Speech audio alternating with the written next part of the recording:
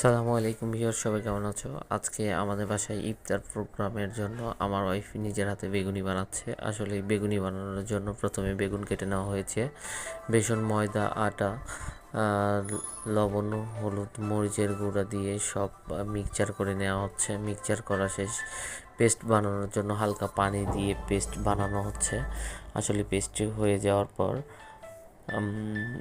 বেগুনটা মাখায় নিয়ে ফুটন্ত গরম তেলে দেয়া হচ্ছে। এখন তৈরি হয়ে যাচ্ছে বেগুনি। আসলে বেগুনিটা অনেক টেস্ট। আসলে আমাদের কড়াইটা অনেক ছোট ছিল, আর বেগুনিগুলো ছিল অনেক বড়, বেগুনগুলো ছিল বড়, এই কারণে দুইটা দিলে একসঙ্গে লেগে যাওয়ার মতো হয়ে যাচ্ছিল।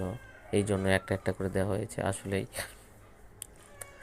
বেগুনি ও যে এত ভালো বানায় আমি আগে থেকেই জানতাম। যে সে ওই জন্য নিজের আগ্রহে বললাম যে আজকে তুমি বেগুনি বানাও সবার জন্য, সবাই একটু খেয়ে টেস্ট করে দেখুক। আসলেই তার হাতের বেগুনি অনেক টেস্ট। যাই হোক, আর কিছু বলতে চাচ্ছি না। ভিউয়ার সবাই আমাদের পেজের লাইক, কমেন্ট, শেয়ার করবেন এবং সবার সুস্বাস্থ্য দীর্ঘায়ু কামনা করে শেষ করছি। আল্লাহ হাফেজ।